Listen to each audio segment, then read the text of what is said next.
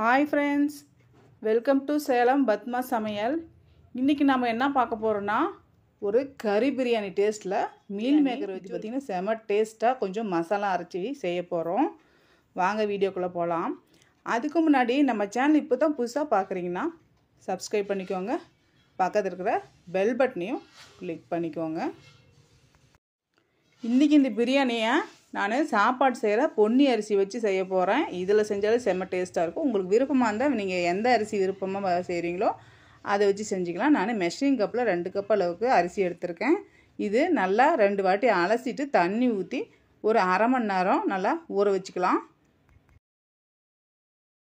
இப்போ பேனில் பாருங்கள், தண்ணி நான் கொஞ்சமாக கொதிக்க வச்சுருக்கேன். இப்போ மெஷரிங் கப்பில் 2 கப் அளவுக்கு நான் மீல் மேக்கர் எடுத்திருக்கேன். உங்களுக்கு எவ்வளோ தேவையோ அந்த அளவுக்கு சேர்த்துக்கலாம். இப்போ தண்ணியில் போட்டுட்டு ஒரு கொதி வந்தோடனே நல்லா அலசி புழிஞ்சி எடுத்துக்கலாம். இப்போ பாருங்கள், நான் இந்த மீல் மேக்கரை நல்லா புழிஞ்சி எடுத்துகிட்டு வந்துட்டேன். இப்போ இதில் ஒரு அரை கப் அளவுக்கு தயிர் வச்சுருக்கேன், அது சேர்த்துக்கலாம். இது கூட பிரியாணி மசாலா 1 டேபிள் ஸ்பூன் அளவுக்கு சேர்த்துக்கலாம். இது கூட ஒரு டீஸ்பூன் அளவுக்கு மிளகாத்தூள் சேர்த்துக்கிட்டு இப்போ இதுக்கு தேவையான அளவுக்கு உப்பு சேர்த்துட்டு இப்போ இது நல்லா கழுவிட்டு ஒரு 10லேருந்து 15 நிமிஷம் ஊற வச்சுக்கலாம். இப்போ நம்ம ஊறுறதுக்குள்ளே பிரியாணி எப்படி செய்யலான்னு பார்க்கலாம். மிக்ஸி ஜார் வச்சுருக்கேன். இப்போ இதில் ஒரு சின்ன துண்டு இஞ்சி கட் பண்ணி வச்சுருக்கேன், அதை சேர்த்துக்கிட்டு பூண்டு ஒரு முழு பூண்டு வச்சுருக்கேன், அதையும் இதோட கலந்துக்கிட்டு ஒரு 5-6 சின்ன வெங்காயம், இது கூட கொஞ்சமாக மல்லி இலையும் புதினாவும் வச்சுருக்கேன். இதை சேர்த்துட்டு கொஞ்சம் தண்ணி ஊற்றி நல்லா நைஸாக அரைச்சி எடுத்துக்கலாம். இப்போ நான் குக்கர் வச்சுருக்கேன். இந்த பிரியாணி நான் குக்கரில் தான் செய்ய போகிறேன். இது கூட ஒரு 3 டேபிள் ஸ்பூன் அளவுக்கு எண்ணெய் சேர்த்துக்கிறேன்.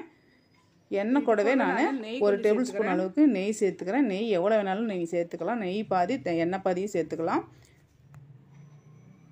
இப்போ இந்த பிரியாணி ட்ரை மசாலாலாம் சேர்த்துக்கலாம். பட்டை, கிராம்பு, ஏலக்காய், சோம்பு, பிரியாணி இலை இதெல்லாம் சேர்த்துட்டு இது பொரிஞ்சதுக்கப்புறம் பெரிய வெங்காயம் 3 நீள வாக்கால் கட் பண்ணி வச்சுருக்கேன். இது கூட கலந்துட்டு நல்லா பச்சை வாசனை போக நல்லா கோல்டன் ப்ரௌன் வர அளவுக்கு வதக்கிக்கலாம். இப்போ பாருங்கள், நல்லா வதங்கிருச்சு. இப்போ இது கூடவே நம்ம ஏற்கனவே அரைச்சி வச்சுருக்கிற அந்த இஞ்சி பூண்டு பேஸ்ட்டு சேர்த்துக்கலாம். இதுவும் நல்லா பச்சை வாசனை போகணும். இப்போ நல்லா பச்சை வாசனை போயிடுச்சு. இது கூட 3 தக்காளி நான் கட் பண்ணி வச்சுருக்கேன், இது கூட சேர்த்துக்கலாம். இப்போ இந்த தக்காளி வதங்கிறதுக்கு நான் கொஞ்சமாக இதில் உப்பு சேர்த்துக்கலாம். உப்பு சேர்க்கும்போது பார்த்திங்கன்னா தக்காளி நல்லா சீக்கிரமாக வதங்கி கொடுத்துரும் நமக்கு. இப்போ இது தக்காளி மேஷ் ஆகிற அளவுக்கு வதக்கிக்கலாம். இப்போ பாருங்கள், நல்லா வதங்கிருச்சு.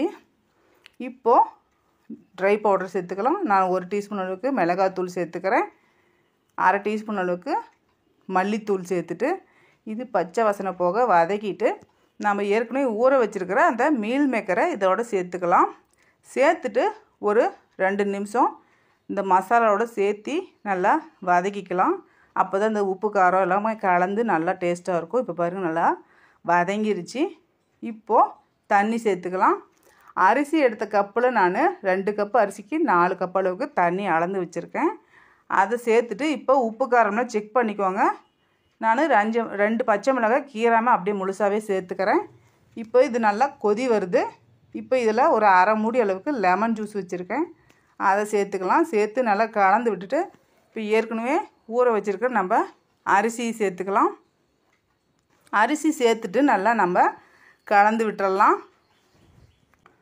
தண்ணி நல்லா கொதிச்சதுக்கப்புறம் அரிசி சேருங்க, அப்போ தான் நல்லாயிருக்கும்.